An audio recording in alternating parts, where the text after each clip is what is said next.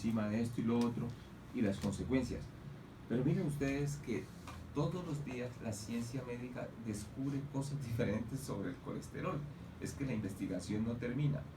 Y algunos alimentos que eran nocivos ya no resultan tan nocivos y algunos que sí eran nocivos resultan en realidad nocivos. Por eso este tema del colesterol siempre lo invitamos y más aún para tratarlo con un médico como el doctor Luis Fernando Ángel, que es experto en nutrición humana.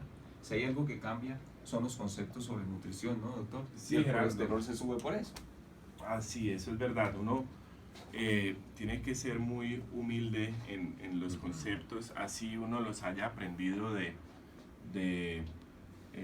estudios clínicos y estudios basados en la evidencia. Uno tiene que ser muy humilde porque todo el mundo pensaba, por ejemplo, que el huevo era malo, que tener algunos tipos de colesteroles eran muy nocivos para la salud, y eso durante 50 años se estudió y tiene el peso, o tuvo todo el peso científico de la comunidad médica, y uno multiplicaba ese conocimiento porque pensaba que estaba diciendo lo que era, ¿no es cierto? Pero yo la tengo clara, Gerardo, y primero que todo, lo que uno dice no es palabra de Dios. Claro. Uno nunca va a tener el conocimiento completo y absoluto de algo. Por más que uno estudie, por más que uno se esmere en aprender algo, uno no va a tener conocimiento absoluto. Exacto. Cambian tanto los criterios y cambia tanto la forma de ver, en este caso, por ejemplo, la nutrición en cuanto a los ácidos grasos, que ahora lo que se está estudiando poderosamente es que de pronto el colesterol y las grasas no eran tanto así los problemas de las personas que se infartaban. El problema de pronto era por otra vía. ¿Por qué, Gerardo, se vio esto? Hay una persona que es un cardiólogo, Gustavo Orozco se llama, es un cardiólogo mexicano, de las personas que de pronto más saben de ácidos grasos en el planeta Tierra. Él es cardiólogo, entonces en sus unidades de cuidado coronario empezó a estudiar a las personas que se infartaban, y entonces empezó a dar cuenta que la gran mayoría de estas personas tenían el colesterol normal. Entonces él decía, bueno, y entonces si hay un estudio que se llama Framingham de 37,000 pacientes durante tantos años, y ese Framingham me dice a mí que el colesterol es un factor de riesgo importante para infartarse, entonces ¿por qué la mayoría de mis pacientes aquí en la unidad de cuidado coronario tienen el colesterol normal? Entonces eso le prendió el bombillito a él, y prendió el bombillito a muchos, y me prendió el bombillito a mí. Entonces, dándonos cuenta que el colesterol elevado en sangre podría ser producto inclusive de la nutrición por falta de los propios ácidos grasos. ¿Me explico? O sea, la misma grasa ayuda a limpiar colesterol y triglicéridos. Me explico mejor. Si tú, por el miedo al colesterol y a los ácidos grasos, que hay unos muy buenos, empiezas a consumir una nutrición llena de carbohidratos, por ejemplo, la nutrición que estamos consumiendo ahora, hoy en día, por miedo a los ácidos grasos, entonces desayunamos cereal, sí, con leche, con jugo, puro carbohidrato. Después almorzamos con arroz, papa, nada frito, sí, sí. arroz, papa, lentejas, mucho carbohidrato. Esos carbohidratos, cuando llegan al hígado, el hígado va a utilizar una parte de esa energía, de esos carbohidratos que le dimos, de esos azúcares. Pueden ser azúcares refinados, pueden ser azúcares complejos, pueden ser azúcares simples, como quiera. Azúcar simple, una cucharada de azúcar. Azúcar complejo, el cereal, arroz. Una galleta. Una galleta, listo. Entonces eso se va a volver todo glucosa.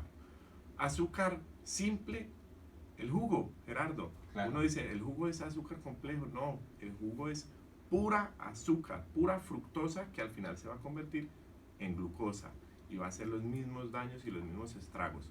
Llega ese azúcar al hígado. El hígado lo que hace es utilizar la energía, porque para eso sirven los carbohidratos, pero cuando ya tiene tanta energía, el hígado dice, bueno, entonces ¿qué hago con esta energía? Entonces, guardemos energía, porque en el paleolítico nuestros genes nos pedían no gastar toda la energía que le dábamos, guardar para las épocas de ayunos prolongados y para las sequías y para las épocas que no lográbamos cazar nuestro alimento. Entonces el hígado empieza a convertir ese azúcar en grasas. Ya. Así no consumamos 1 gramo de grasa. Si consumimos 1000 gramos de azúcar, vamos a tener un muy alto porcentaje de ácidos grasos libres en el torrente sanguíneo, produciendo muchos daños. Permítame entonces, doctor, si mal no lo he entendido, en realidad se produce más colesterol en sangre consumiendo azúcares y carbohidratos que consumiendo un pedazo de carne que tenga el gordito con un churrasco. Perfecto. Eso, como le digo, no es la verdad absoluta. Pero es lo último hasta ahora. Lo que último se ha hasta ahora. sí. Hay unos, los judíos Ashkenazi, hay un estudio en Estados Unidos de una comunidad de judíos que tiene un problema que se llama hipercolesterolemia familiar. Es un problema en un gen que se llama ABO. Ese gen no logra metabolizar colesterol. Bueno, algunas lipoproteínas, no solo colesterol. Y esos pacientes se infartaban antes de los 40 años. Bueno, pues eso ya es un problema genético, claro, que va a aumentar nocivamente y poderosamente algunos ácidos grasos en sangre nocivos.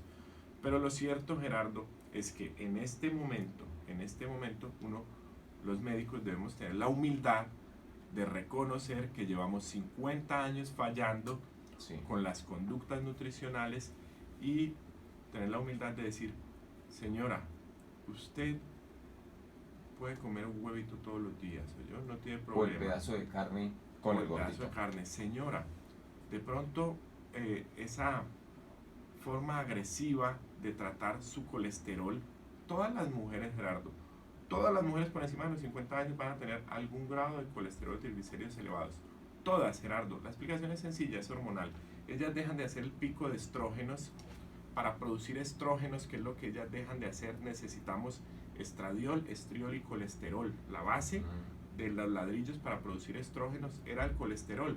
Si la mujer deja de hacer estrógenos, pues se van a acumular, se va a acumular el colesterol. La materia prima se va a acumular, claro. Entonces, sencillo, todas las mujeres van a tener algún grado de colesterol y triglicéridos elevados después de los 50 años. Y la forma agresiva en que nosotros estábamos atacando ese colesterol de las mujeres era mandando medicamentos muy poderosos, muy agresivos, restringiendo mucho la ingesta por parte de las grasas. Y resulta que hay grasas muy buenas, hay grasas nocivas. Yo siempre le he dicho a usted, hay grasas malas, perversas y tóxicas. Y las trans. Y las trans, que son erráticas, son erradas. Entonces, pero hay grasas, hay supergrasas también. Las supergrasas están en el omega 3 y el omega 3 está en el aguacate, en las almendras, en los marañones, en las nueces, en el pescado,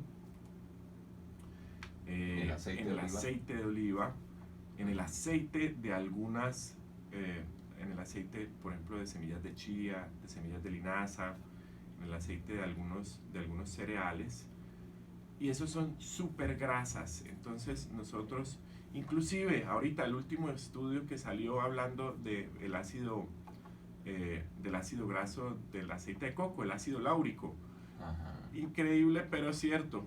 Hay que tener la humildad de decir, el ácido láurico es un ácido graso saturado. Llevamos 50 años golpeando el ácido saturado, el ácido graso saturado, diciendo no coman grasas saturadas, no coman grasas saturadas. Pues el ácido láurico es, según estos nuevos estudios, un ácido graso cardiosaludable. Saturado pero saludable. Y es saturado.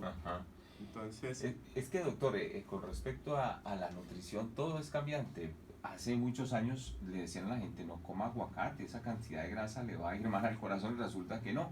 Lo mismo pasaba con el chocolate.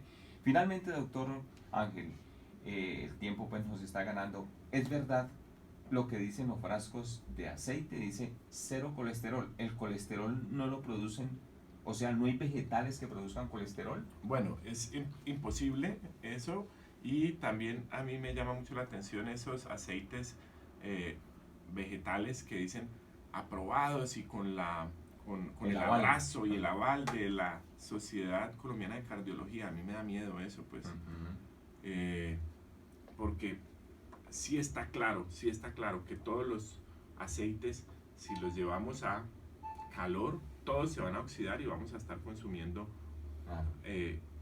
nos vamos a oxidar nosotros. Eso es por un lado. Por otro, Gerardo, hay productos naturales maravillosos y que tienen estudios científicos que nos pueden ser de un gran arma, una gran herramienta para controlar naturalmente nuestros ácidos grasos en sangre. El ajo es uno de ellos, es maravilloso. El omega 3, siempre digo cuando hablo de omega 3, no compren omega 3 de 20.000, no compren omega 3 barato, no compren de ese omega 3 que dice 2x1. Eso han hecho varios ensayos y han encontrado que eso es aceite de cocina ahí adentro. Compren un buen omega 3. Producir un buen omega 3 tiene que tener un proceso de detoxificación de metales pesados, se llama TOTOX, y ese proceso no es barato. Entonces, hay muchas cosas que nos ayudan naturalmente a bajar los ácidos grasos en sangre. La cáscara de la mandarina, Gerardo, es maravillosa para bajar los ácidos grasos en sangre. Hace una infusión. Poderosamente y con estudios científicos fuertes. Entonces están todos los omega 3 que acabamos de decir. Ajo. El ajo.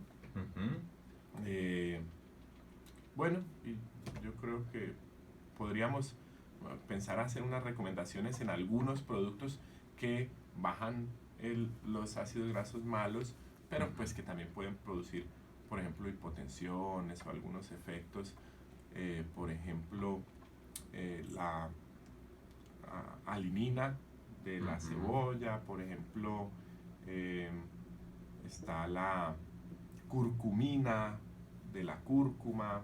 Hay algunos otros productos, pero que pueden también tener algunos efectos cardiovasculares. Por ejemplo, Gerardo, el que es tan famoso que toman las señoras para perfundir su corazón, su cerebro, que es muy común. ¿Cómo se llama ese producto? Que lo toman todas las mujeres en vez de aspirina. En lugar de aspirina, ginseng. Parecido. Bueno, Ginkgo biloba. El ginkgo biloba, perfecto. Por ejemplo, el ginkgo biloba puede disminuir algunos ácidos grasos en sangre, pero